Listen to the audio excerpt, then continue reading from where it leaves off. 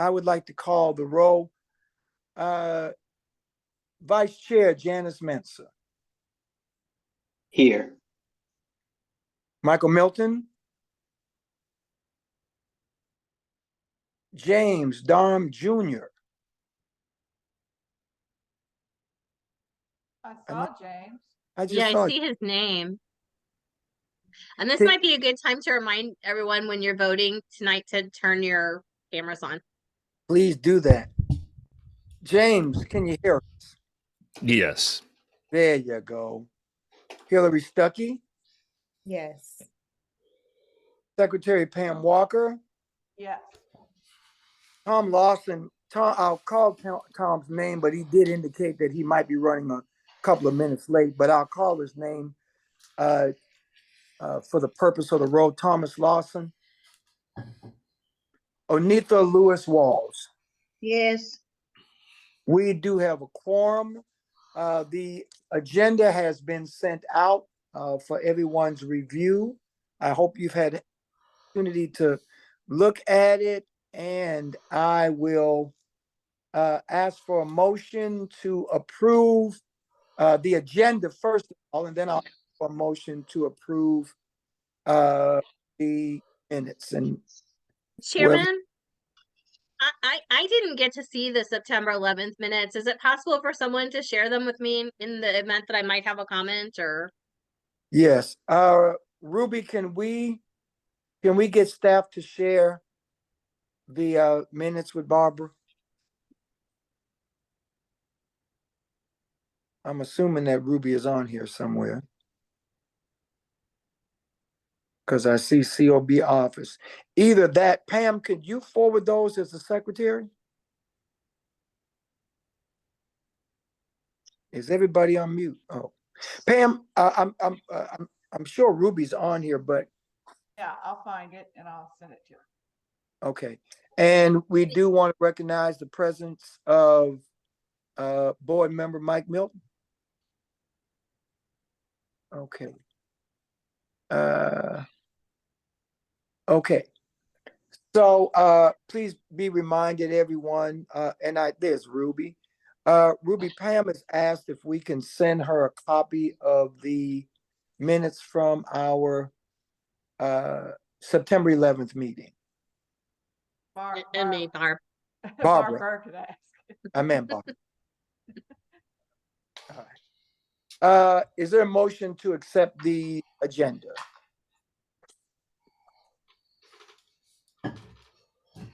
I move to accept the agenda. It's been moved by James. Is there a seconder? I second. It's been seconded by Sister Walls, Lewis Walls. You've heard the motion. You're ready for the question. All in favor of the motion to accept the agenda, please indicate just a voice vote by saying aye. Aye. Aye. Aye. Aye. Aye. Aye. The minutes, we're going to now ask a motion to approve the minutes, and this will be by roll call vote.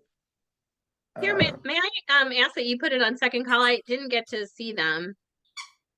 Okay. I mean, I won't be able to advise, or help. I don't anticipate that this meeting is, I don't anticipate anything coming out of this meeting because we're basically going to deal with correspondence and just an update on the annual report and the case management system. And I don't anticipate. And so for the record, let the record reflect that Barbara has not received the minutes. Therefore, will be unable to give legal counsel on any items pertaining to the minutes. Yeah, I received an email again, and this is the second time I got it without the attachment. So I'm very sorry I haven't been able to read them. That's okay. At least I think as long as we have it in the minutes, then I think that should take everybody off the hook, especially Pam Walker. It takes Pam off the hook. Barbara, when you get the emails without attachments, can you just let me know and I can always make sure you get them? Sure, I signed in at 4:30 and I was just hoping to take a peek, but I didn't. I thought I would ask now, and I still don't have them, but I will do that. So sorry about that. I don't know why they would be attached if you're on the on the original email going to the board members, how you could get the agenda and not the minutes. Right. You have them now though, right? No, I just got another email without the attachment. No, it's not coming through. I'm sorry. Don't mean to interrupt, but we'll get them to you. I apologize. Thank you. All right. So we need a motion to accept the minutes of September the 11th. Is there a mover? Someone would like to move that? I motion, we approve the agenda. Okay, I've got the agenda. Thank you, James. I need a motion to approve the minutes. Oh, sorry. Motion to That's approve the minutes. All right. Is that James? No, Tom. Tom is with us. All right. Thank you, Tom.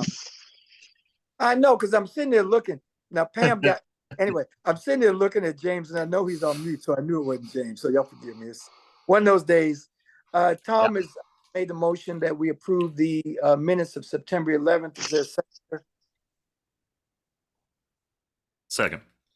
All right. And thank you very much. Second by James. You heard the motion to approve the minutes of September 11th. Are you ready for the question? All in favor, I'll call the roll. In favor of approving the minutes, Janice Mensah, Aye. Mike Milton, Aye. James Darm Jr., Aye. Hillary Stuckey, Aye. Pam Walker, Aye. Thomas Lawson, Aye. Onetha Lewis Walls. Aye. All right. Our minutes have been approved. Just really our new business or correspondence coming out of that. At our previous meeting, Mr. Milton brought up the fact that we did approve a motion to request independent legal counsel. Wanted to just update the board. We are in the process of drafting that letter. We've done one draft of it. But there were questions that arose from that draft that we had to add more information to the letter. And in addition to that, I did seek some guidance from an attorney pro bono, obviously, Elad Gross, because one of the concerns or comments that was raised by Alderman Aldridge with his meeting with the mayor is that he was informed that the charter specifically gives the authority to our city councilor as it relates to us retaining legal counsel. And so I wanted to know if this was indeed authorized by charter or if this is just something that is authorized through the ordinance. And so I wanted to make sure before I send the letter, because I didn't want to go back and forth with this letter, I wanted to know exactly where the authority comes from so that that could be referenced in the letter to the city councilor as well. And in the letter, we need to specify what duties and the responsibilities of legal counsel, the why. We need to be a little bit more specific. It can't simply be conflict of interest.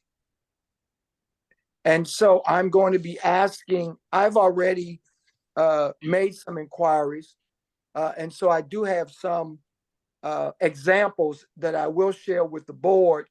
But if the board has any examples, they can just be examples of conflicts we need to include that in the letter to the city councilor.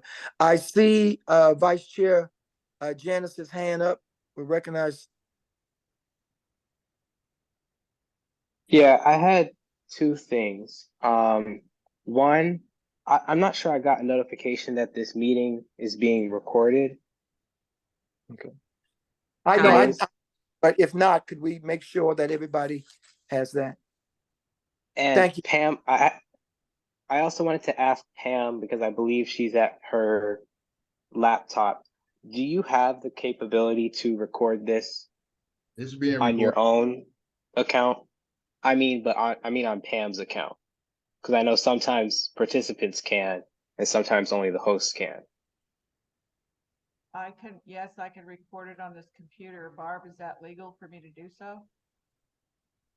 Well, this is an open public meeting, so it can be recorded. Okay, Pam, I'll try it, Janice. thank you. It should, when you're done, it should save to your account. Oh, it says I have a, it says permission is needed from the meeting host. So I'm sending a request.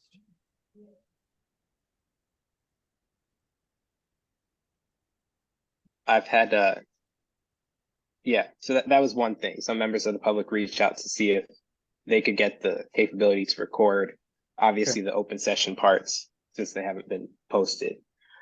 The other thing I wanted to ask for is if we could have a moment of silence for Jawan Carter, who died at the CJC on Saturday. That is on them. So we'll have that. If we can conclude this vice chair so that we can just conclude this part and immediately following. And I do apologize because that was on my agenda to do that. Okay. So thank you very much. Thank you for that. Okay. Because yeah, sounds good. Okay. So I'm asking board members, and Tom, I see your hand. Is it in reference to this? I'm sorry. Go ahead. Yeah, just real quick. When I logged on, it told me that the meeting was in progress of being recorded. And then I have a legal question for Barbara. If Pam Walker is recording this under the Sunshine Law, could her laptop be indicted in a sense for recording this? Well, I can't give legal advice in an open public forum, but that's certainly a consideration when you use personal devices. It's my understanding, I don't know if this is helpful, but the Ms. Bonner might be able to tell you, it's my understanding that these recordings are going to be posted on the city's website, so it may be a moot point. Okay.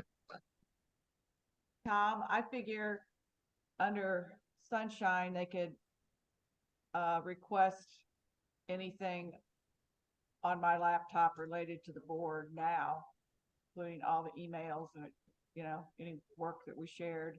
Yeah. So okay. If they want the recording, just send me an email. I'll send it to you. Thank you, Pam.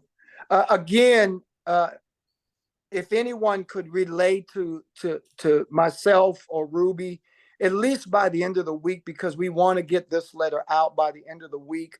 I did speak to Alad Gross, who is an attorney. He's doing some pro bono research just to clarify the authority of the city council, particularly as it relates to our entity being able to get independent legal counsel.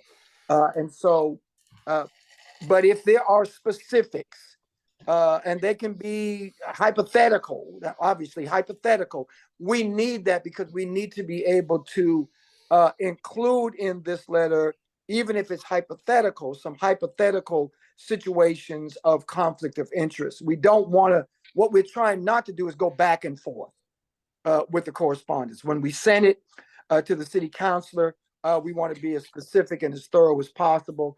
And Mr. Milton, we want to make sure that we get this out before the end of the week. And so if we don't get any examples, then you're going to leave it up to my imagination to come up with examples. But the commitment is to get this letter out by the end of the week, to have it in the city council's office by the end of the week.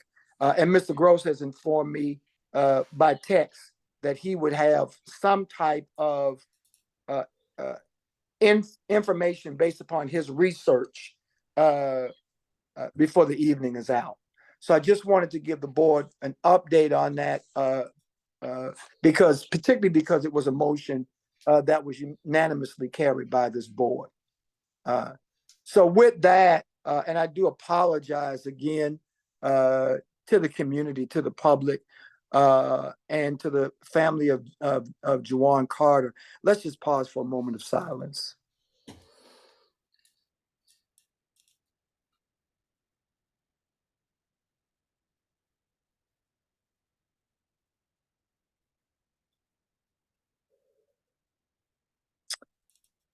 Thank you very much.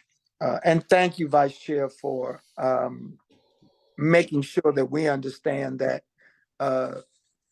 lives are why we're on here, and all lives are sacred. And we should never forget why we're on this board. So thank you very much for that.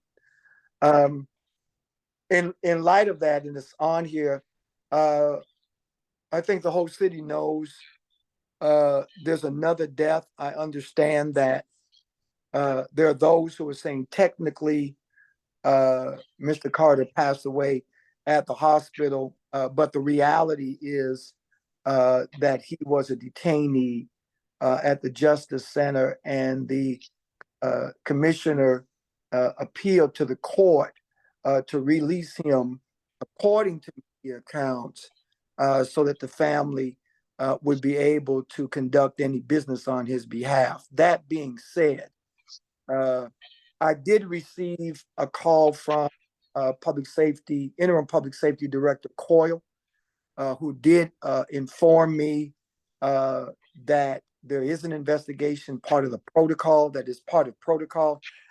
I wasn't clear, and forgive me if this is just an internal investigation because the detainee had died, or if in fact it is criminal. I don't have that information. I'm sorry that was not made clear, but what was made clear by Director Coyle is that there is an investigation into the death of Mr. Carter. And I spoke to Director Coyle both on Saturday and this afternoon, and received the same information. There was no information that was inconsistent, or there was no more information given to me today, except the confirmation that there is an investigation. What was told to me on Saturday that there was a death. What was told to me today was that there's an investigation. I did receive a call from the mayor's office today. I understand that there is a statement. I just received a text, as a matter of fact, and I haven't opened up my email, that the mayor has an official statement as it relates to the death of the late Mr. Carter. I don't know what the statement says officially. I have not had an opportunity to read it. But when I spoke to the mayor's chief of staff today, I was told that the mayor would be releasing a statement regarding expressing her condolences in the death of Mr. Carter. And in that statement, my understanding is that it should include the mayor's statement on updating efforts to improve the medical department and increase medical staff. Now, that's all I have verbatim. Again, I haven't had an opportunity to read the mayor's statement, so I can't comment on it. Suffice to say, I think this is the first time, board members, that we've received any communication from public safety, from the director's office or the mayor's office. I don't want to use the word timely in a timely manner, but this is, as a matter of fact, this might be the only time that we've received communication from them. As I think about it, Mr. Milton, I think this might be the only time that we've received communication. And so I do want to at least acknowledge those calls. Again, I haven't read the mayor's statement. I understand that it's somewhere, it was just sent out. So if anybody has it, we've all received it at the same time, if you have it. If you do not have it, I will send it. If it's in my email, which I presume it is, I'll make sure I send it out to all of the board members. As soon as the training starts, I'll send it out so that you'll have it. The other thing that I wanted to update you on is the letter to the Director of Public Safety dated September 20th, and that was to inform Director Coyle that at our meeting on August 18th, this board indicated that it will initiate an investigation of conditions of the Justice Center for the time period beginning January 1, 2023, up to and including August 30th, 2023, the date on which Terrence Smith was pronounced dead while in custody of the CJC. To date, I don't think that we have gotten a response from this communication. I haven't received anything. But just wanted to make sure that the board knows that we did send this communication to the director, and we were very clear as to what it was that we wanted to look at. Obviously, if you recall, we did receive a letter from Chief Tracy indicating that there is an investigation. And so just to be clear, we did receive that letter from Chief Tracy. In custody death investigation, Karen Smith, case number 23-039832. But as we indicated to Director Coyle, our investigation is not a criminal investigation. Our investigation is in reference to the conditions, procedures, protocol, maintenance, that sort of thing. And so we will follow up on that. We have not gotten a response, so I think that what we're going to need to do with the help of staff is for staff to give us some guidance on what and how to proceed with that. And just so, once again, that the board knows that we are following up on the communication that we sent. And then that might conclude the last bit of correspondence. Some of you may know State Senator Steve Roberts has called for an audit regarding the CJC. His office has reached out verbally. I don't have anything in writing. I have asked for something in writing. They have requested that we submit to their office that it may be forwarded to the auditor the concerns and issues that we have registered with the CJC since we've been aboard, actually. I want to be clear. I am inclined, obviously, I'm going to respond because it's a request that has been made from a sitting state senator as to, for us to clarify, to acknowledge and to clarify the concerns that we have raised. And so I want to make it clear, this board is not calling for an audit, but we are providing information, public information, that we have already stated repeatedly as relates to our concerns and issues vis-a-vis the CJC. And so I did not want to send anything back to the senator without making sure that the board was clear as to what it was that was being sent. So I want to do any questions and whatever we send obviously will be CC'd to every member of the board. So the board will know exactly what is being sent to Senator Roberts and what he will be forwarding to the auditor. What I've made clear publicly is that the board has no intention to be political. That's not why we exist. And we're not going to be used as a political football between any political entities. That's not why we exist. But the sharing of public information is the sharing of public information. Any questions regarding that request and that pending correspondence? All right.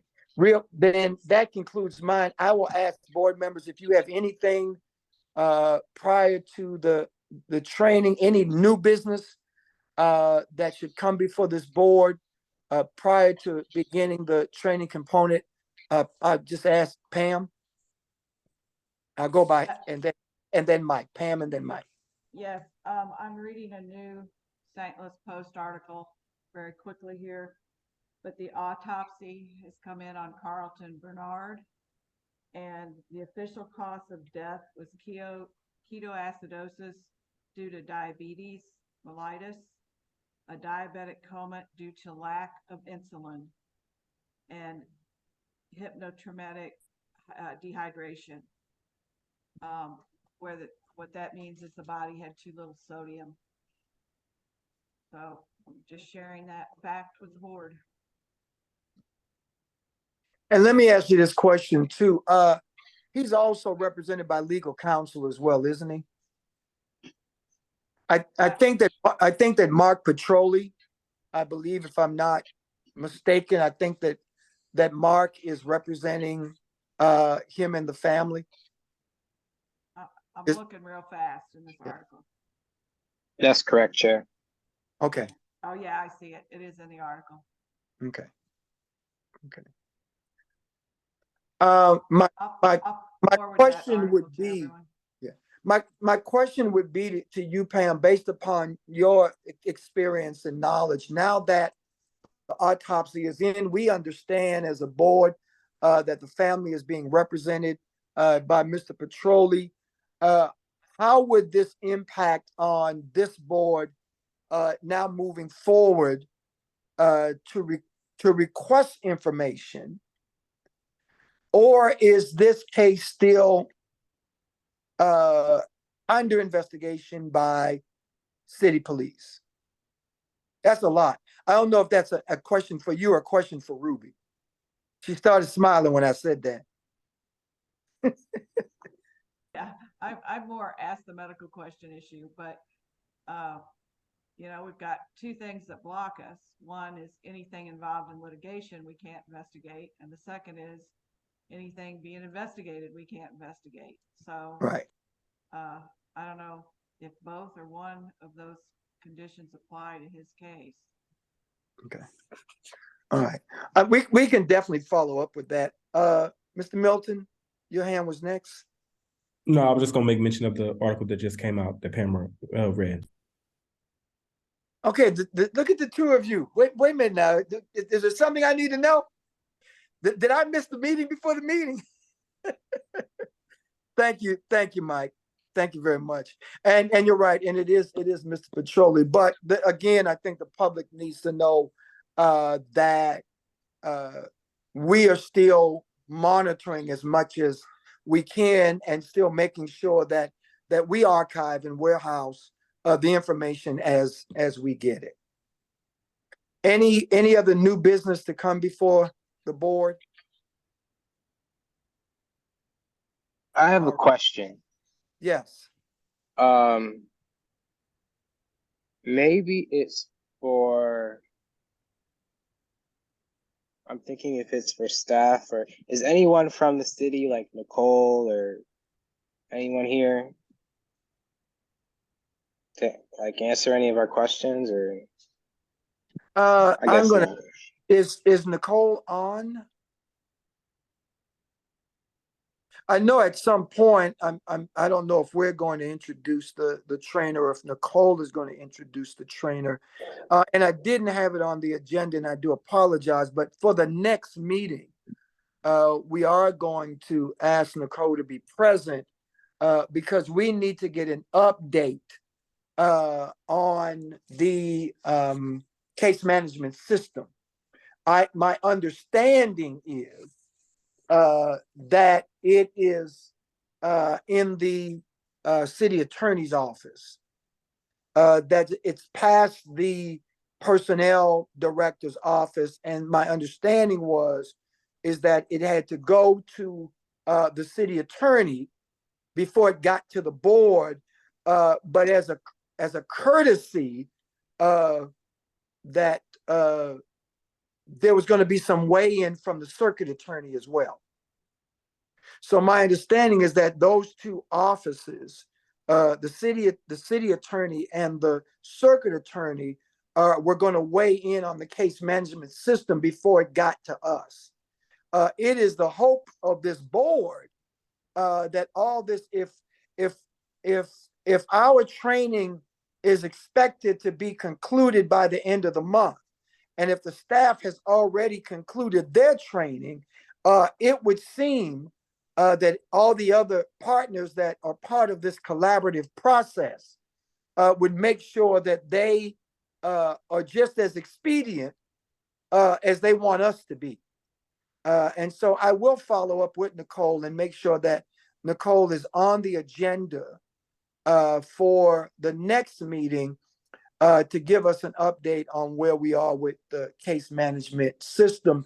And Vice Chair, if you have any questions in advance that you want to send to her, or not to be able to respond to any inquiries that may come up from board members. Mr. Chair, just a point of clarification. Are you Yeah. speaking about the policies and procedures? Yes. The case management system has already been approved, at least. You Okay. are correct. Thank you for the correction. All right. Wasn't the thank you. policy and procedures already approved too by the board? Only, I think, I think, Mike, that what we approved was policy and procedure as we were going to conduct our meeting. I think that what we're speaking to with policy and procedure is the method in which the quote unquote complaints are going to be handled, put into the system, how, and I think we had a workshop or training on that. Is that not correct, Ruby? You're on mute. I'm having problems on unmuting.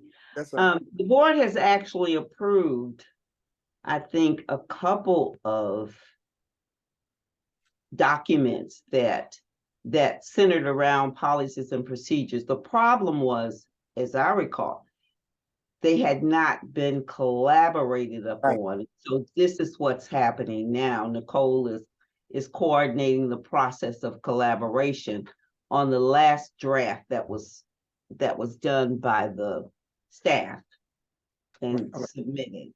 So that's what we're waiting for now.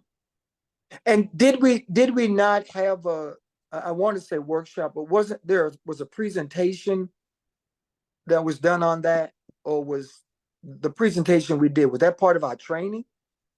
That dealt with policies and procedures? Yeah. I'm not recalling that. I think that might have been the case management system. Yeah, there was some overlap there with the complaint form that we had developed, and the board approved the complaint form. And then we asked for the case management system because it was so integral.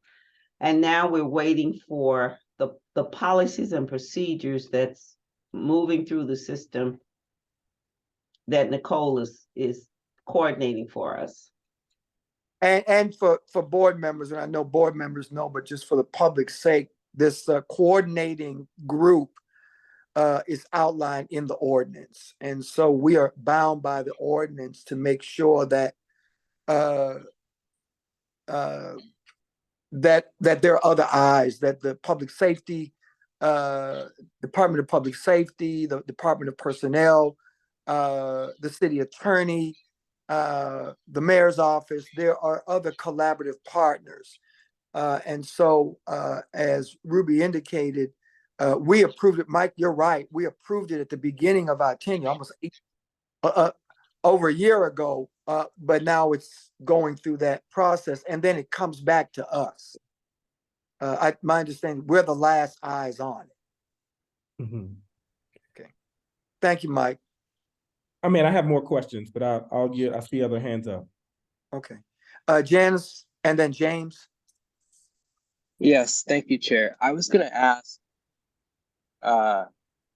if it's appropriate, I would really like to have an open discussion with the board. I know it's maybe not Robert's rules or whatever to have an open discussion that's not on a motion, but I think we should have an open discussion on oversight at like a higher level, because I'm concerned that we're focusing on smaller things that don't matter to the point where what we're doing feels to me I feel like I'm part of something that's not right. And I would like to hear perspectives from other board members on like what we're doing. All right. Can you and I, we can talk about, when we can do this. I personally don't have a problem with it. I think that one of the things, Vice Chair, that we should have done in the beginning, in addition to being clear about what oversight means to each of us, because all of us might have a different interpretation of what that means, but also to include a conversation on the ordinance itself, so that we go through this ordinance line by line, so that we understand what it is that we've signed on to. And so I don't have a problem with scheduling a meeting simply to do that, Vice Chair. We can do that. So I think this is more urgent than something we could schedule, and more urgent than the trainings that have been scheduled today. Especially since one of those trainings we've already done. I'm not talking about a line by line ordinance thing, because I would say that we've done the line by line ordinance thing in a way that's similarly like minutia at this point. I'm speaking on like a maybe line by line of our morals. What are we doing here? Okay. Well, Vice Chair, I received that request, and as I said, I think we can get together schedule. But we've approved the agenda for this evening, and we've sent out to the public what the agenda is going to be. And so, as the chair, I think we're bound by this agenda for tonight. But I'm totally open at the very next meeting, and we can schedule that before we leave to do exactly what you're proposing. I don't have a problem, but I think we're bound to adhere to the agenda that we have this evening. I hear that, and I remember that section of Sunshine Law came up once before when I was chair. Does that not allow for, because I believe this agenda was approved and sent out before Jawan Carter even died. So I know that like it would seem to me that we did make a good faith effort to announce to the public everything that we would discuss based on the knowledge we had at that time. But at that time, we didn't know that a 10th person died. I also feel that even if it's not, this situation is not captured in Robert's Rules of Order or in Sunshine Law, the point of those is for like public transparency. And I think that I don't think the point of those things is to avoid conversations like this that I think need to happen, that come up out of the schedule of just the normal business as usual. Right. So maybe gonna rule, I'm gonna rule as the chair. I'm taking, I've heard what you said. And I'm going to place it on the agenda for the next meeting, but as far as this meeting is concerned, as the chair, I'm gonna rule that we follow the agenda for this evening. And that's gonna Okay. be my, thank you. Okay, I will be here for the next Okay, agenda item, but I will not be staying for training. okay, thank you so much. And we'll get this done expeditiously, and I respect and agree with the urgency. James, you're next, and then Michael. Yeah, I had a follow up. I had in a previous meeting expressed some concern regarding the complaint form being available strictly through the tablet. I spoke with an employee, and what I was told was what was initially around 60 tablets per housing unit, and some has dropped as low as 8, and that they have been given directives to not repair any tablets because the contract is expiring. So you have a situation where those tablets, if they are the sole lifeline, are completely insufficient. So that was just some new information that I had received in the last week. Ruby, could we, well, let me ask the board. I think that we want to direct the staff, if they would send a letter to the Commissioner of Corrections indicating what James just said, that it has come to our attention regarding the tablets, that there are not sufficient tablets to accommodate the needs of the detainees, and that it has been alleged that the broken tablets are not to be repaired, and it has been alleged that the reason for that is because of the termination of the contract related to the. I know that's a lot. I wrote it down. Mike,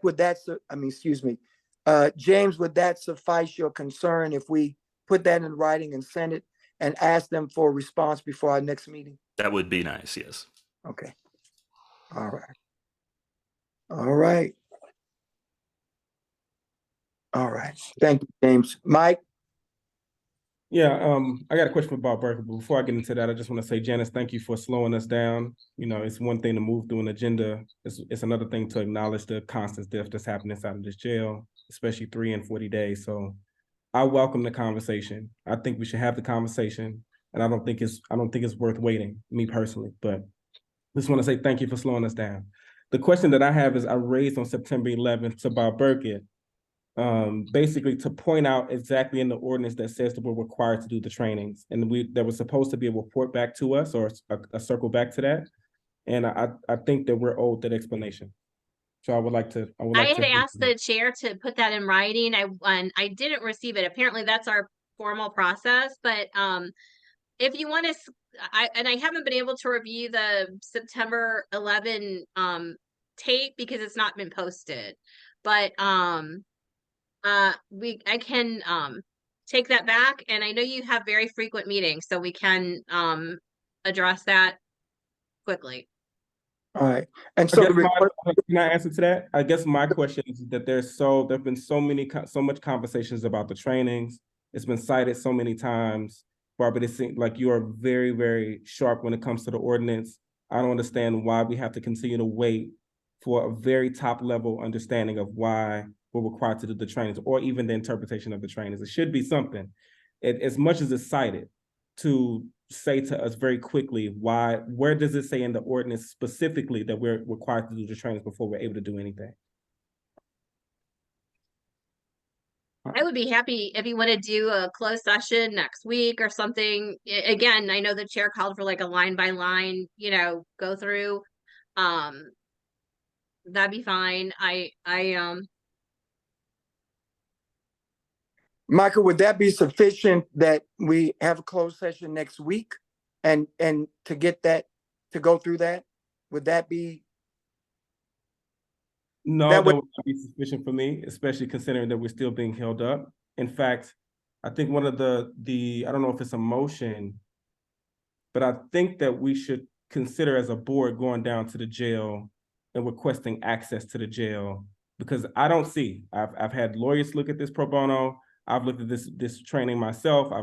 We've ran through this several times. I can read it myself and say what what my reading of it is, but nothing in this ordinance precludes that says that we cannot start training until we cannot start doing the job until the training is complete. In fact, it doesn't even necessarily address that at all. So I think as a board, we need to consider, like heavily consider, demanding access into this jail immediately. We cannot wait another day. We cannot wait another 2 days. We cannot wait until we get an interpretation from Barbara. People are dying today from starvation and dehydration. And so I think that we should consider that as a board.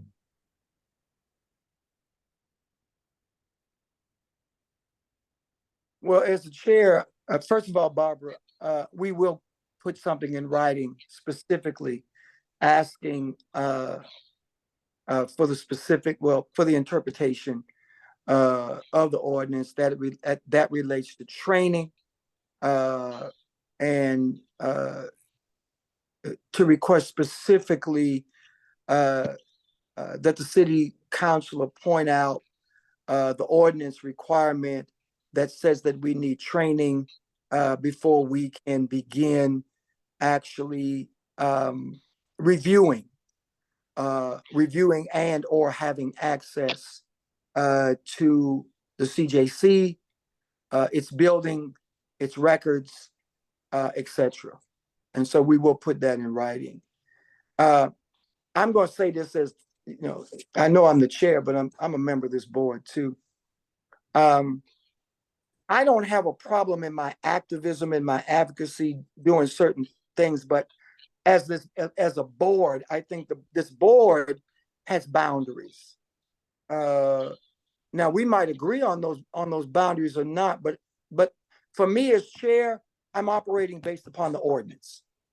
People can agree with that or not, and that's okay. But as long as I'm chair, I will conduct the business of this board based upon the boundaries and the authority that is given by the ordinance. That's the only way I can operate. Okay, so can you please explain to me your reading of the training? No, let me finish because I didn't interrupt anyone, and then I'll acknowledge you, Mike, as soon as I finish. Then I'm just saying that we were created by the ordinance. We have to conduct ourselves by the ordinance, and so my comment, Mike, is not as relates to the training, because I agree with you as far as the training. I agree with you. I'm talking about any other thing as far as whether or not a motion would be appropriate for this board to go down to the Justice Center to do A, B, and C. I would not rule that motion as appropriate. So I'm just letting you know in advance, that's not a motion that as a chair, I believe I could carry. Yeah, so I didn't say it as a motion. I don't know if you, right? Okay. Yeah. And I said it as something that, okay. Go ahead. I said it as something that we should discuss as a board. I purposely and intentionally didn't say anything about a motion, but again, a lot of people are saying that they're bound by this ordinance, and there's so many different interpretations of this ordinance. And I believe, and I think other members of this board believe, that certain people's interpretation of the ordinance is intended to obstruct us and stop us from getting access to the jail. And so I hear you when you say that we're bound by the ordinance, but we're also bound by other people's interpretation who have the goal of protecting the city and not making sure that we are transparent and that we're able to get access to the jail. And so I don't hold any weight or water towards anyone saying that this ordinance is somehow meant to give us what we need. In fact, we have seen that it's been used against us. And again, that's to your other point. When you asked about what's the conflict of interest, that's a very clear one. That's a very clear one when it comes to why we need special independent counsel. The interpretations of the trainings is wrong. And there's so many different interpretations that has been raised up as well. And so I'm just surprised, Chair, that we're allowing not specifically by you, but we're allowing the language of being bound by the ordinance to stop us from doing the very important work that we need to do today that might save a life tomorrow. Okay. And thank you for that. And you and I we're on the same page with this. What I've chosen to do is to reach out to external entities. As I indicated at the top of this meeting, I've asked Elad Gross, many of you know, if he would do some research to let us know if in fact the authority of the city councilor is an ultimate authority as it relates to this board and independent council. So and I don't want us to just talk about it. If I want us to put in a letter that's going to the city councilor. This is why we think we need independent counsel. And this is why we think it, not because we just think it, but because this statute says this statute says that. We've gotten additional legal counsel, and based upon that legal counsel, they have suggested A, B, and C. That's what I'm trying to do. I'm trying to make sure that as I agree with you, that we have something else to substantiate what we're saying. And so if there are other entities external to the board and external to city government that says that we ought to be able to do A, B, and C, or if there is a different interpretation by any lawyer, and I don't want to call names because we're in a public meeting, but if there are other legal entities, nonprofit, profit, whatever, and if they want to assist this board and give us their legal interpretation, their professional, expert legal interpretation that we can use to move forward, then I'm all for it. And I've said that. And the last thing before we go to Pam, I see you, Pam, I see you, Hannah. And then the last thing before we go to Pam, and then we're going to close on this, because what I try to do is give everybody an opportunity to at least get 2 kicks at this can, is that I heard the board say that we needed to move with a sense of urgency. And so I'm trying to do that. And I'm not trying to slow down anything, not as a chair, not as a member of the board, not as anything. I grieve with each family whose family member has died. I grieve with them. I don't think I grieve any more or less than anybody else on this board, but I grieve with them. And so I don't want anybody, not intentionally or unintentionally, to insinuate or infer or imply that this board is not doing as much as it is able to do, knowing that we want to do more and we believe we should be allowed to do more. And so I listen to words. And as I said, with this agenda, we agreed on the agenda as a board. Nobody said no. And so as the chair, I am bound as the chair to follow this agenda as you have approved it. And where we can change it, that's up to the board. I serve at the pleasure of this board, but I don't want anybody leaving there thinking that we're sitting on our hands. Many of us on this board have been very clear publicly about how we feel about obstruction and how we feel about the lack of transparency and accountability. We've all said, most of us on this board have said it publicly. And so I don't think there's anybody that is paying attention to this board who does not think that this board is not acting in the best interest of detainees and everybody else in that thing. And that's my soapbox, but y'all forgive me. It's just based upon everything that's said. Pam, you have the last word, and then we're going to move into training. I'm going to be brief and to the point, because this is working my nerves. We have this conversation every time we meet. There are 3 things we can do about the training. Do it, I'm gonna have mine done by October 14th. I'm gonna be completely done. If this board would just do the training in 2 weeks, we could do our job. The second thing we could do is change the ordinance. We're working on that. Alderman Aldrich has filed a bill to address this very issue. It's going to take months. Third, we could figure out how to get some pro bono attorney to sue the city on our behalf. That's a year. That's at least a year. So asking all these attorneys and other people all their opinion doesn't matter. The only opinion that matters right now is the city councilor. And she's not going to let us access the information. I don't care how much we throw a fit about it. We're not going to get access to the information that we need or to the facility. So I say this, remove one of their barriers, their biggest barrier. Do the training. Get it done and let's go to work, because I'm tired of discussing this. I say, so what?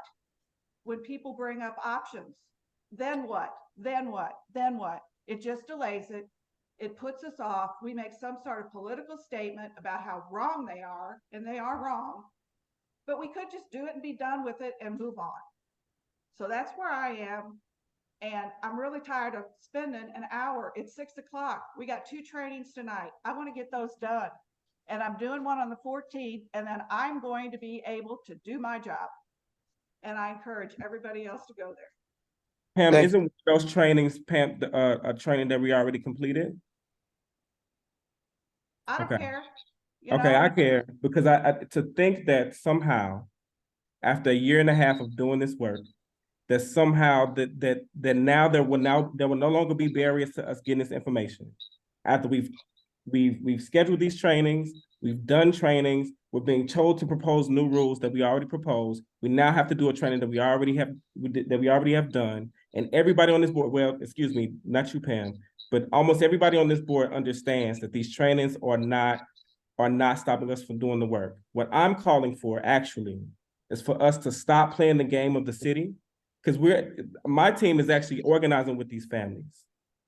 And they will lose trust in the DFOB unless we make a serious stance to make sure that we can get inside this facility and get them some answers.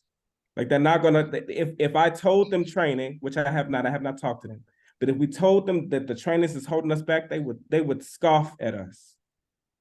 And so I don't have any faith that once we get these trainings completed, that we'll be able to do the mandate. If that was the case, they would have made sure everything possible was done to get the trainings done, and not doing trainings twice. That's ridiculous, right? The goalpost keeps moving farther and farther back. And so I'm sorry. I don't subscribe to that. I'm going to stay for this training, but I don't subscribe that somehow after October 14th, Hillary already completed the training and we still don't have access to the jail. And so I just don't agree with that. I'm sorry.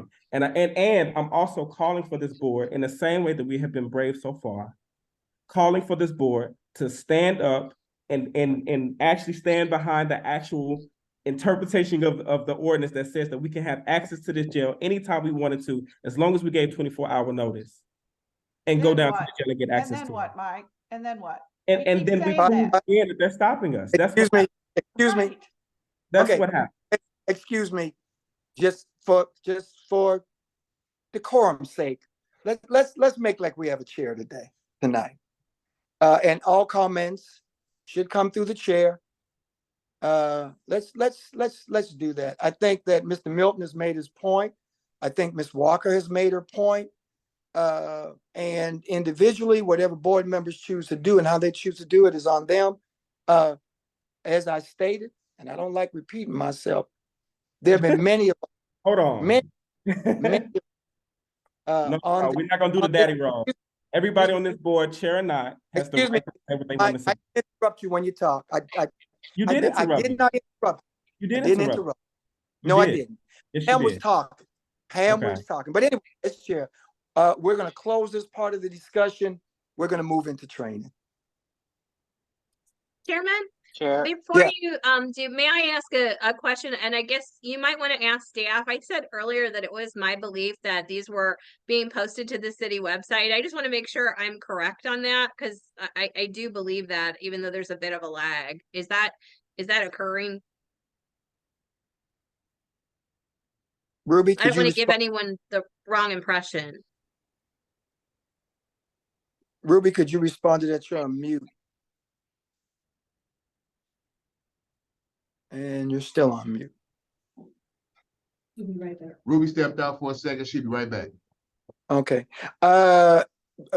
Alderman Aldridge is trying to get into the meeting. He's indicating that he cannot get in just for staff. I'm here. I've been in for a while now. Thank you, though, Rev. I'm listening. All right. Is Ruby back yet? Until she comes back, can I ask Alderman, I hate to put you on the spot before we go into training. We want to get that question answered. Is there any brief update you can give us as it relates to the ordinance, the amendments to the ordinance? As you say, you didn't want to put me on the spot. I'm the house chilling and definitely put me on the spot. Yeah, I DFOB members, boy. Not just kidding. So it's moving. I will actually be sending DFOB members email next week to be talking about a future meeting to have y'all come in front of the Public Safety Committee to talk about the legislation. And as y'all visit the legislation, please, if DFOB members want to sit down again to talk through legislation, if you guys have any input, changes, there will be some changes to the legislation, but please, I'm always open. Y'all know how to reach me, but I will be sending an email out to the chair about a future schedule for a committee hearing on the legislation. I'll be moving here in the next week or two. Okay. And Hillary, okay, that was 17 minutes ago. Hillary said she's in the waiting room as well. Thank you very much, Alderman, for everything. I'm in. Okay, Ruby, are you back yet? She had just stepped out. I think she went to the restroom. She'll be right back. Okay. Chair, I have a helpful comment on training while Ruby's away. No, I'm not. I'm not. I want to be respectful to everyone. I don't want to open up the discussion, the continue discussion on training. Vice Chair, I prefer to wait to get this answer from Ruby, because if I open it up, then I have to continue, and I want to be respectful. I want to be respectful to every member of the board. But if Ruby, are you back? Reverend Gray, Ruby's not back right now, but if it's possible that you think that I might be able to answer that question, this is Lyles. Yes, please. I mean, can you rephrase, repeat the question, and I might be able to answer your question for you. Barbara, Earlier in the meeting, I said that I believe that these recordings were being posted on the city website, although I know that it's behind because the September 11th, September 18th, they're not, are they being posted? Because I don't want to give anyone the wrong impression that something is there if it's not there. I know that they. Just a minute. They are being posted. Okay. There is a lag in posting it. STL TV posting. STL will be posting it. There's a little lag behind right now, so we are getting that caught up. Can you say, I'm asking Ophelia, when do you know about what time they will be getting those posted? Do you know? They should be getting the September 11th one posted sometime. It probably should be posted sometime this week. Okay, I've been told that the September 11th meeting should be posted sometime this week.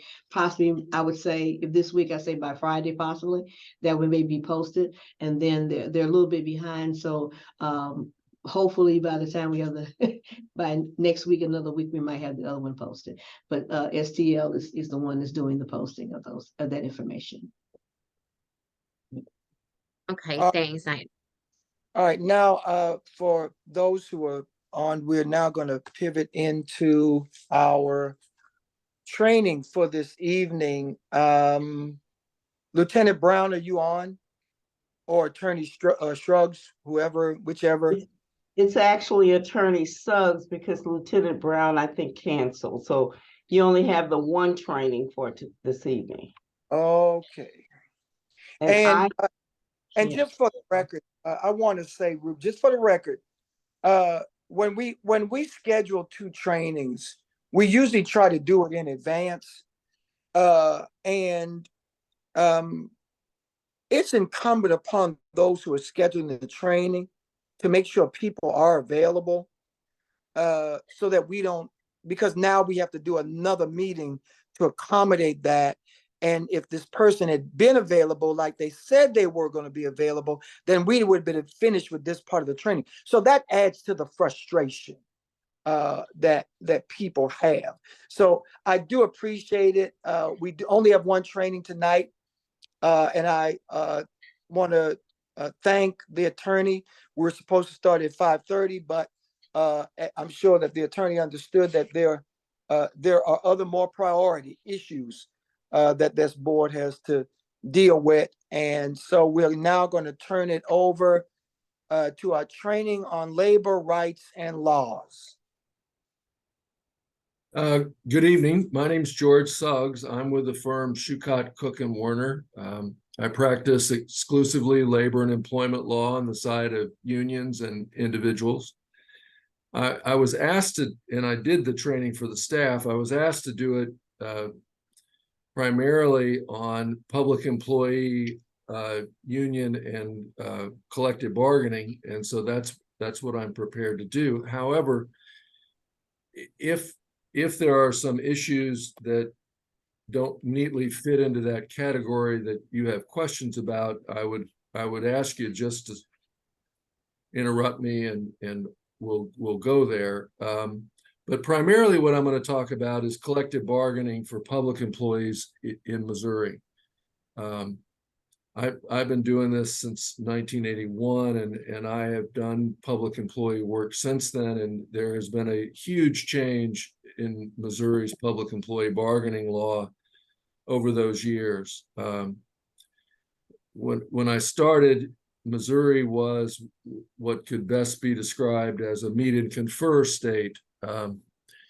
The statute that's found in chapter 105 of the revised Missouri statutes was very bare bones, passed in the 60s, excluded police and sheriffs and teachers from the collective bargaining bill.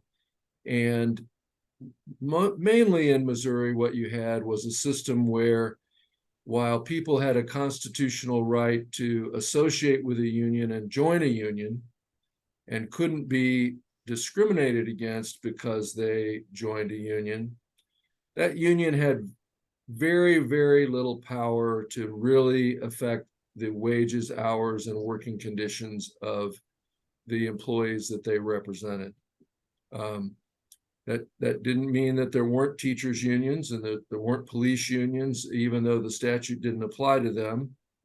But largely, you had an ad hoc system of bargaining that had developed over the years. And that's despite the fact that in the 1946 Constitution, the state of Missouri had approved a provision in Article 1, Section 29 that stated that employees had a right to organize and bargain collectively through the representatives of their choosing. The way the courts had interpreted the law with regard to public employees, they had no right to strike. That's still true today.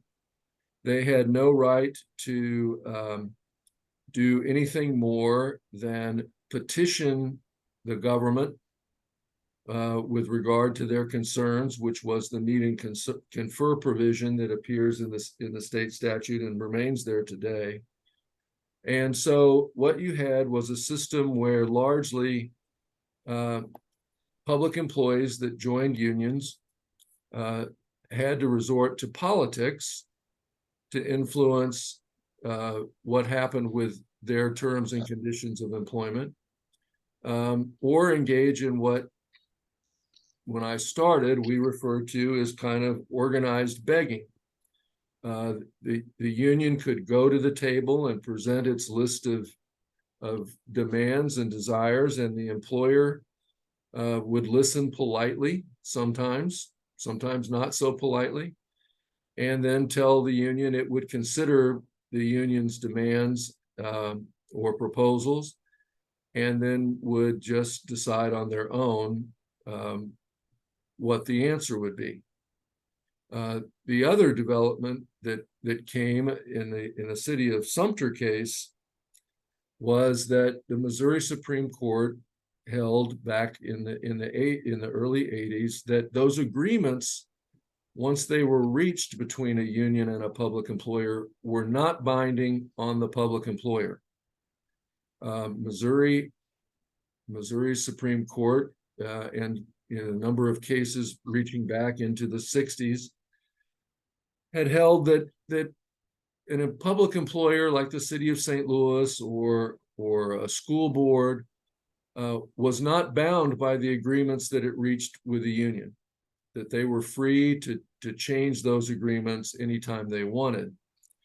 Additionally, for those employees that were actually covered by the meet and confer law in Chapter 105, once the union's proposal was made, it could go to the governing board, the city council, the school board, and would be either adopted or rejected or modified. So the employer, the public employer, didn't even necessarily have to come back to the union and put its proposals on the table before they simply adopted what they pleased.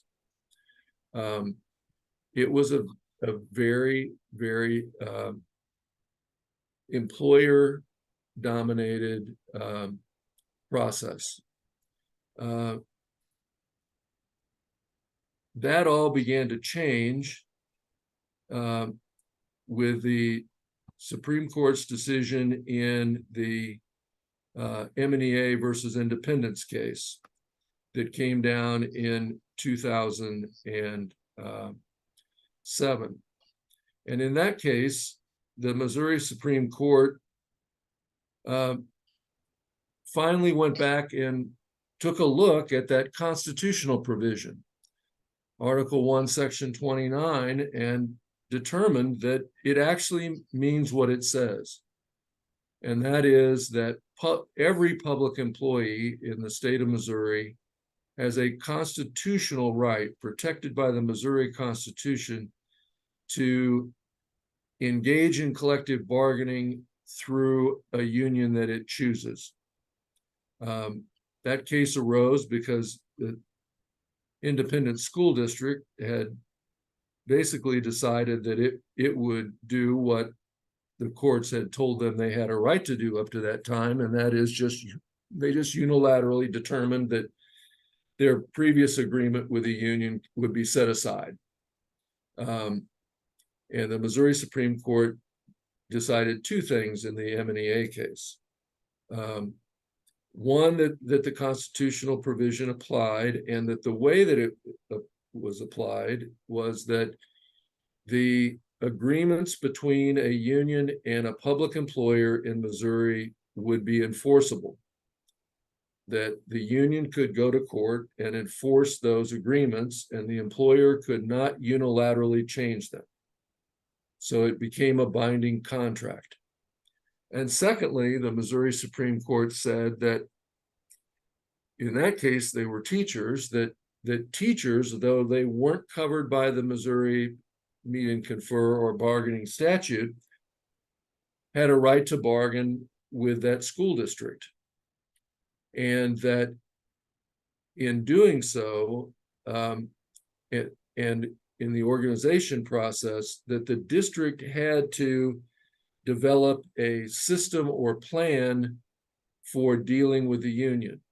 So while the legislature back in the 60s had said that teachers and police were not legally entitled to join unions and bargain with their employers, after the M&EA case with the independent school district, it was clear that those employees do have a right to bargain, and it's a constitutional right. And that arose from this provision that had sat dormant for, well, since 1945. At that point, the law in Missouri became kind of in flux. Unlike Iowa and unlike Illinois, where there are very extensive legislative enactments that set forth the rights of collective bargaining and establish unfair labor practices and outline exactly how this process is going to work. After the M&EA case, the legislature didn't really do anything. All of us who practice labor law on the sides of unions expected something to come out of the legislature. Given the makeup of the legislature, we didn't think it would necessarily be positive, but we thought they would at least adopt some kind of structure that would fill in the gaps as to what would happen in the bargaining process and in the process of petitions for unionization. And they didn't do that. As a result, unions began to bargain with public employers, and public employers, having lived with the meet and confer law for 50 years, continued to treat unions the way they had in the bargaining process. And that is, they would tell the union, give us your proposals, we'll take a look at them, and we'll decide what the answer is. That led to the case of AFT versus Ledbetter, another Missouri Supreme Court case that established that, again, Article 1, Section 29 of the Missouri Constitution really means what it says, and that is that you have a constitutional right to bargain with your public employer through the representative you're choosing, and that bargaining demanded that both sides bargain in good faith. That changed substantially what the rights are of the parties between a public employer and the union. Neither side can avoid getting to an agreement intentionally. Both parties are required to bargain in a way that they are moving towards an agreement. Now, that does not mean that parties can't hard bargain, but it does mean that there are a few things that the parties cannot do. A public employer in Missouri cannot unilaterally change terms and conditions of employment while the bargaining is going on with a union that represents their employees. So, for example, a public employer can't unilaterally decide that they are going to give a raise or give less of a raise or cut pay. They can't change hours or other conditions of employment before the condition is bargained, and they have bargained to impasse, that is, to a point where neither party believes they can reach an agreement before the public employer can change the terms and conditions of employment. So what that really means for public employers in Missouri is that whatever the status quo is in terms of working conditions, that is hours, terms of how people are disciplined, terms of wages and benefits, those terms have to stay status quo while the bargaining process is going on, even if the parties have not previously had a contract. Those can't be changed until impasse. If the parties have a previous contract, the terms of the previous contract remain in effect until the parties have bargained to impasse. Essentially, what the Missouri Supreme Court did was adopt the standard for bargaining that you can find in the National Labor Relations Act, and that has been federal law going back to the 30s. So at this point, public employers have to bargain in good faith. The union has to bargain in good faith, meaning the union can't come in and be regressive. That is, make a demand for X number of dollars, and then when bargaining goes on, raise that. You've got to bargain toward each other and not away from each other. So the bargaining process changed substantially after the Ledbetter case. Now, in Missouri and in the public sector generally now, there are some issues about union membership that everybody needs to be aware of. The Supreme Court has made it very clear in the Janus case that unions cannot bargain what's referred to as a union security clause or a fair share agreement with a public employer. Initially, way back in the day, and in the private sector in Missouri, it's still lawful, in Illinois too, since we're not right to work states. In the private sector, unions could bargain a term and condition of employment that you have to pay dues to the union if you're going to be employed. That's true in the private sector. In the public sector, no matter where it is in the United States now, you cannot bargain a union security clause, is what those are called, and you can't in a public sector setting. Nor can you now bargain what was referred to, and I guess still would be referred to, as a fair share agreement. The United States Supreme Court said that a union cannot compel any public employee to pay either a fee or dues for the purpose of representing those employees. That raises some interesting questions that have not been resolved in Missouri, have been resolved in some other states. Part of the problem that we have in Missouri is that because the legislature has not decided that they want to regulate the relationships between the employer and unions, apart from a bill that I'll talk about in a minute, those relationships are largely unregulated, and instead of having a statutory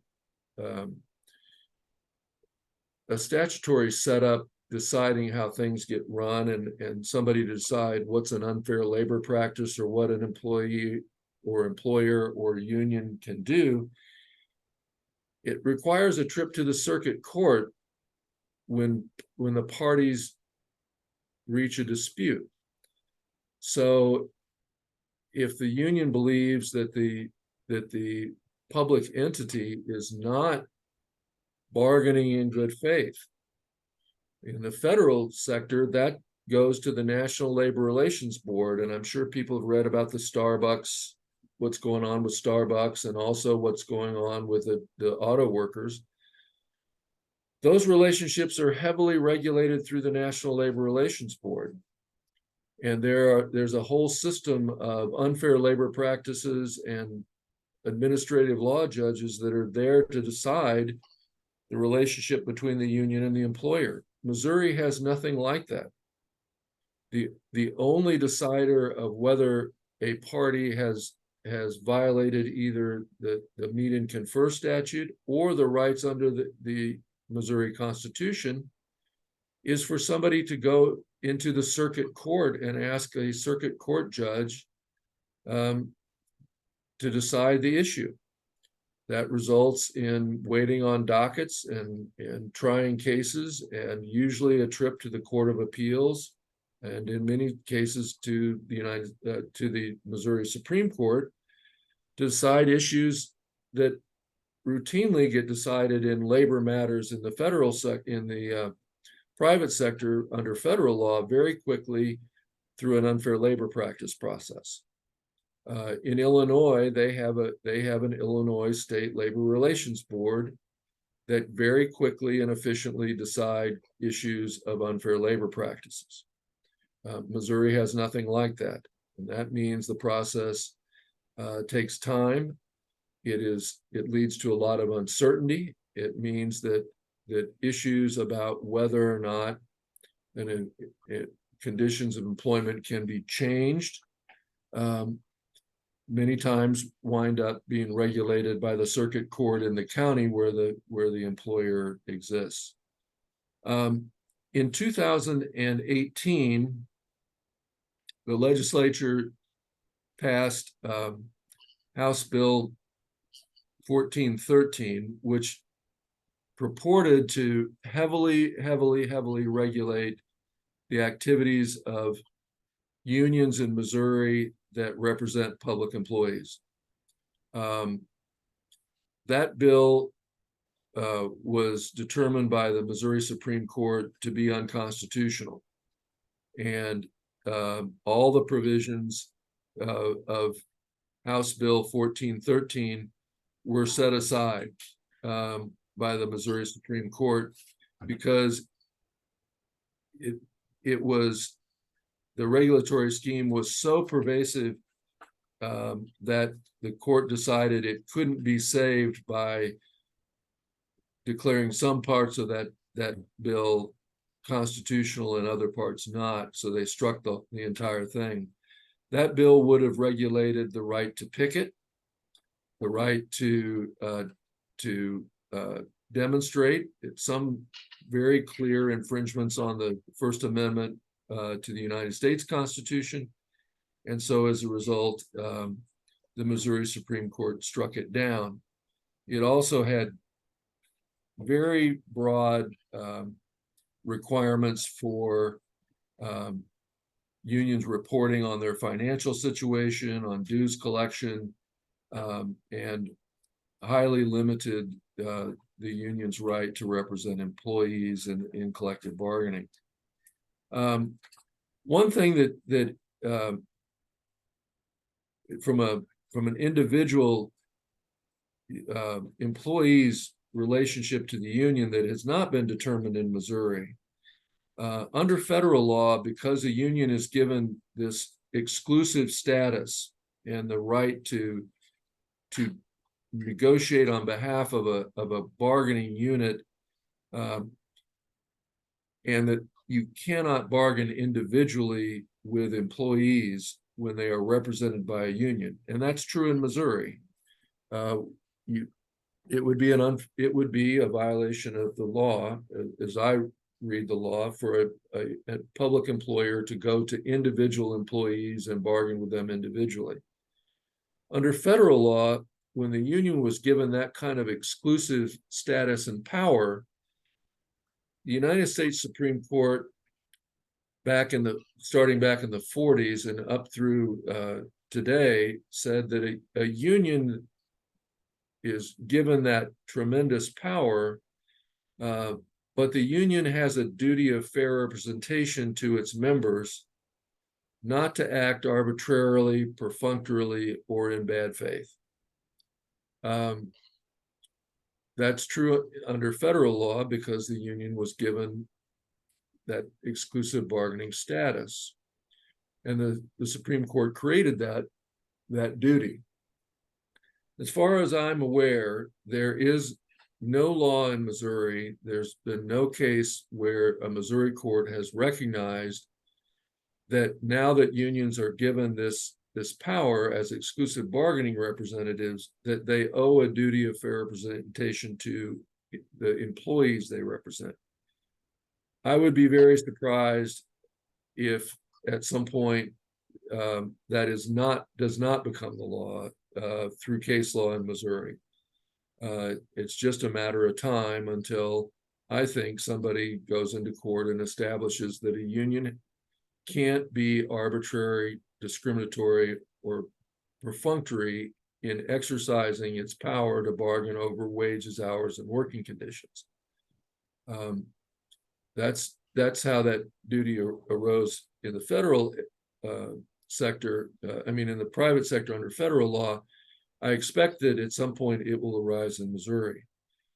Of course, unions are also subject to the Missouri Human Rights Act.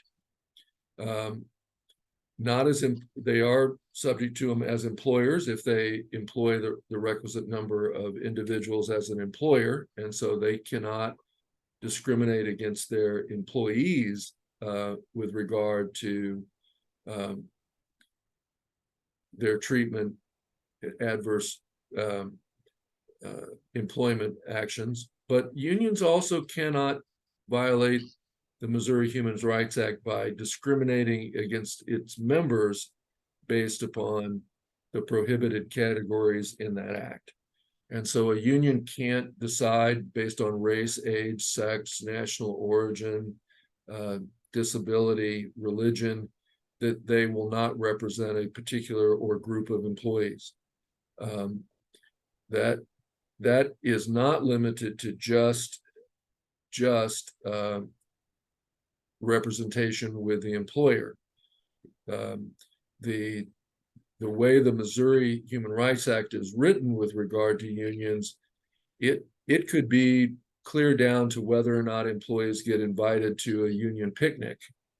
It is a very, very broad provision under the Missouri Human Rights Act that prohibits discrimination by unions. And so that's something that everybody needs to be aware of. I'm not sure exactly the city's relationship with its unions and the bargaining process is not a neat fit with either the statute or any of the case law in the state of Missouri. And I say that because of this, that Chapter 105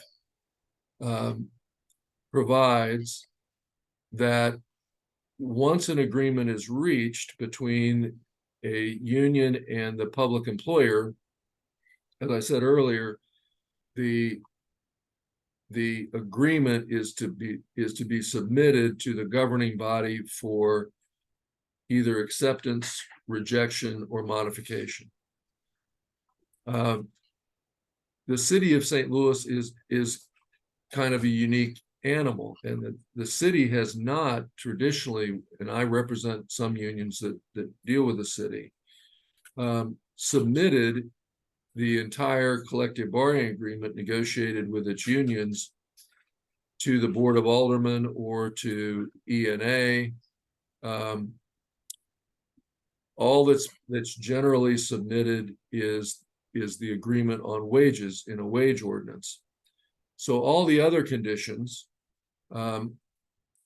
generally have resided in the Director of Personnel and with the Civil Service Commission. So when it came to promotions or when it came to hours of work, other conditions of employment, those agreements have been negotiated with the Director of Personnel and not gone any further. I'm not making any comment here about whether that's the right way to, because I'm frankly not here to give legal advice. I'm just saying that that's how it's been handled. I'm not sure that that's consistent with the statute or with the way that a court might look at it, but that's not something that's been tested, and so far that's the way it's worked. Unless there's anything specific that you all have questions about or are interested in, that's just a thumbnail of what I think is important about collective bargaining in the state of Missouri with public employees. It is a situation that remains in flux and continues to be fleshed out in the courts as opposed to in the legislature. Do I think the legislature will revisit what it tried with 1413 back in 2018? I do. I think that we will look at the legislature trying to really limit the power of unions in the public sector in the state of Missouri.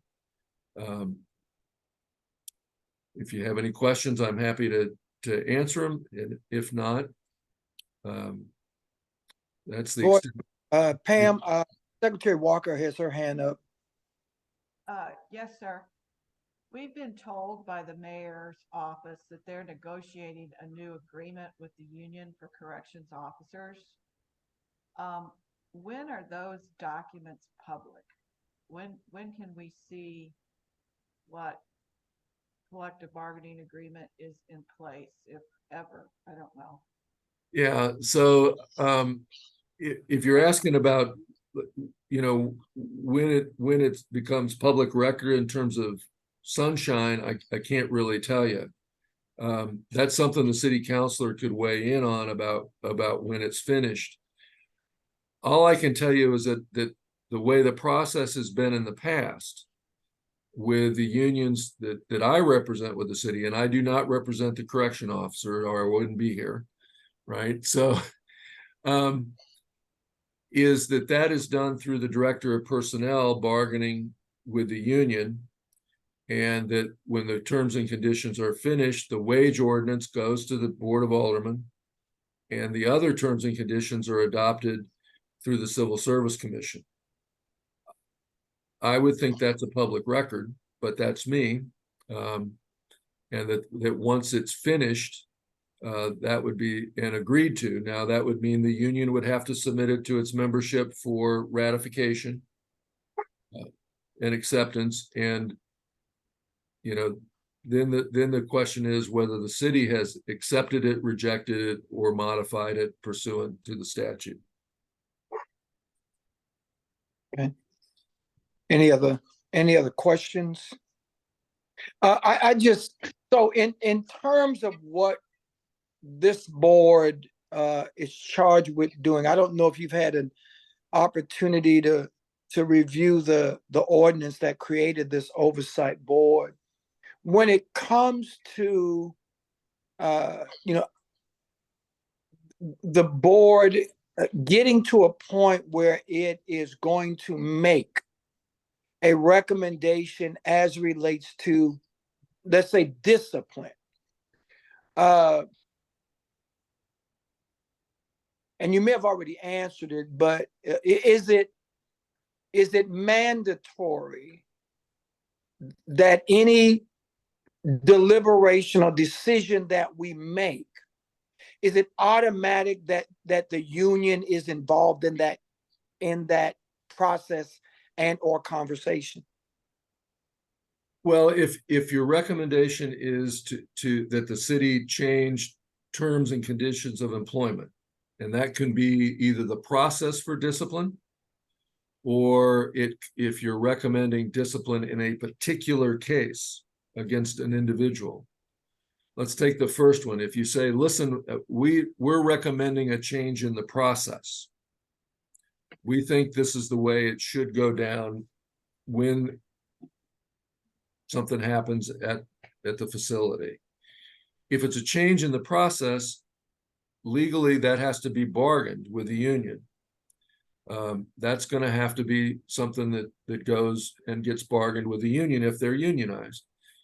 They are. So that would be the answer there. The second piece is, in my view, if it's individual discipline, I believe those employees are covered by civil service, and they're going to have to go, and that would have to go through civil service. And the civil service process with regard to discipline and union bargaining, there are unions that have bargained, even that the civil service process will apply to their members, even though they wouldn't otherwise, which is kind of the police thing. It's a little different, but everybody else that's covered by civil service, it's the civil service regulations that determine what happens with a disciplinary case.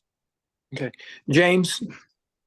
Yes, thank you for your presentation, Mr. Suggs. I had a quick question. Just unless things have changed dramatically since I worked there, the correctional officers are represented by the Carpenters Union.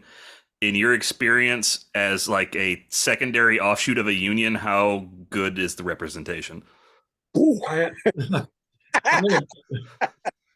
I have no idea how good the representation of the Carpenters Union is in any place. I have not represented them. I've done this for 40 43 years now, 42 years, and I have never represented any aspect of the carpenters union, so I can't comment on that. Okay, I was just curious if you had any experience where it wasn't the primary focus of the union. My father, for example, worked for the Department of Transportation in the state of Illinois, and he was represented under the Teamsters Union. Right. And his thought was they didn't care an awful lot about the Department of Transportation workers as much as they did truck drivers. So, well, so every union is very different, right? Within the team, I've done work for the Teamsters over the years. I'll tell you, it's not unusual for a Teamsters union member to believe that at least, for 30 years that the Teamsters only cared about freight. Right. They only cared about freight. If you were a ready mix driver and a Teamster delivering concrete, you were not getting a fair deal because they only cared about freight. The carpenters have represented employees in a bunch of different sectors over the years, other than the guys that swing a hammer. Right. And I'm sure some representation is better than no representation, regardless. Well, but always. But the public sector, the difficulty in the public sector for unions in Missouri, and it's becoming a problem other places too, is if you represent, let's say you're the exclusive bargaining representative of and this is an area where the law is not really clear. Let's say you got recognized because you at one time represented and 80% of the bargaining unit wanted you to represent them. Well, over the years, that the number of people paying you dues gets whittled down until you've got, out of 100 people in the bargaining unit, you've got 10 paying you dues. Well, do you think that unit gets as much attention as the unit in the private sector where they're subject to union security clause and everybody's paying you dues? Correct. It's just the reality of the animal, and the way it is in Missouri, it's not really clear what the employer or the union or the members can necessarily do, depending on whether you're covered by Chapter 105 or not, when it gets into that kind of circumstance. Can the employer say, I don't think you represent a majority, so I'm not going to recognize you anymore? That happens in the private sector in right to work states all the time. So, that could be a factor too. All right. Thank you very much for that answer.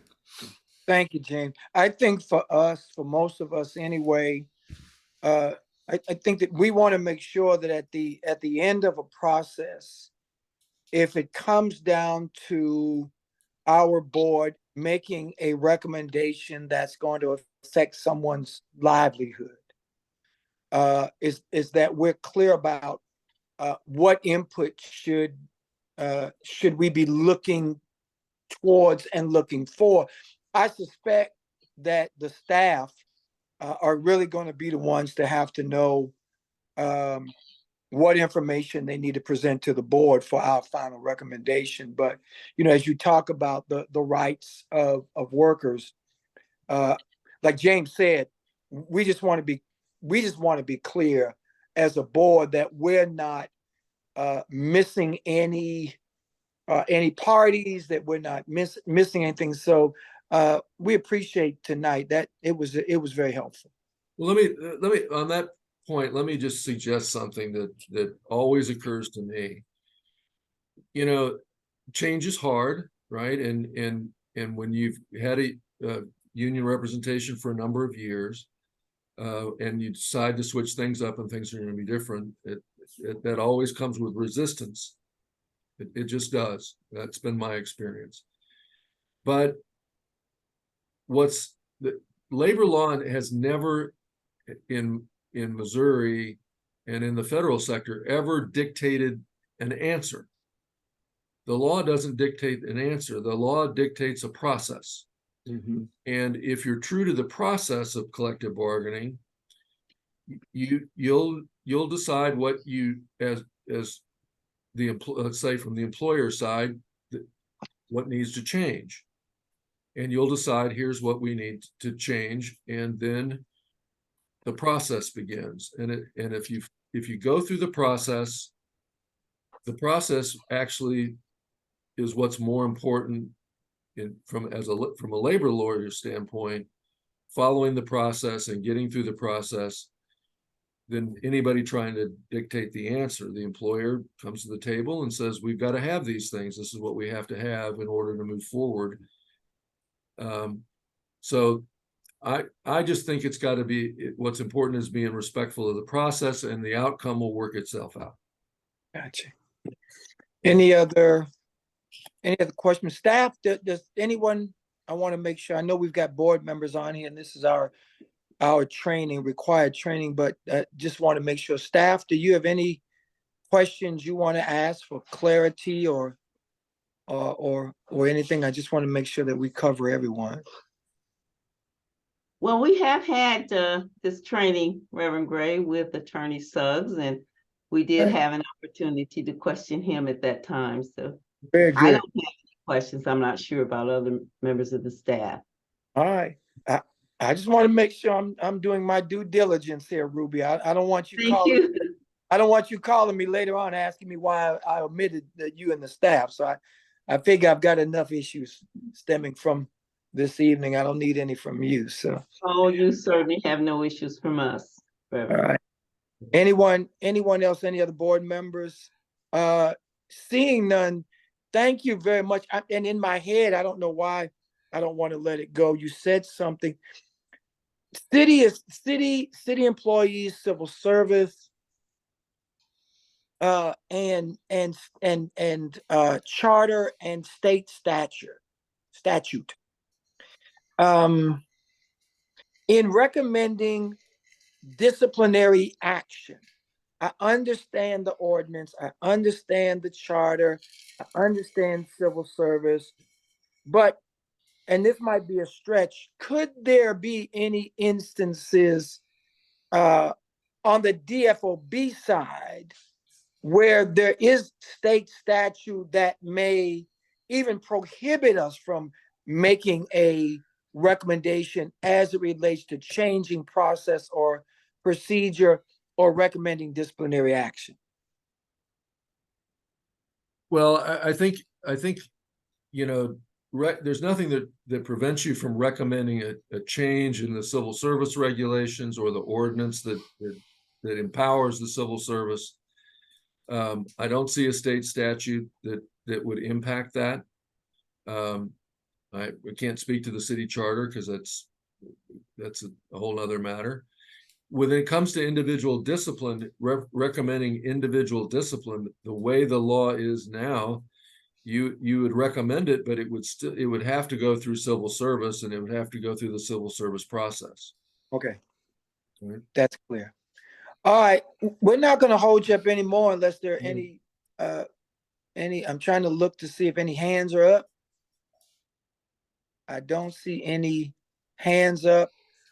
We want to thank you very much. Before we close the meeting, I did forward to the board the comments made by the mayor. I forwarded that to all board members. That should be in your email. I did not forward it to staff, nor did I forward it to anybody else. I just simply sent it to the board members. I hope I didn't do anything illegal or whatever.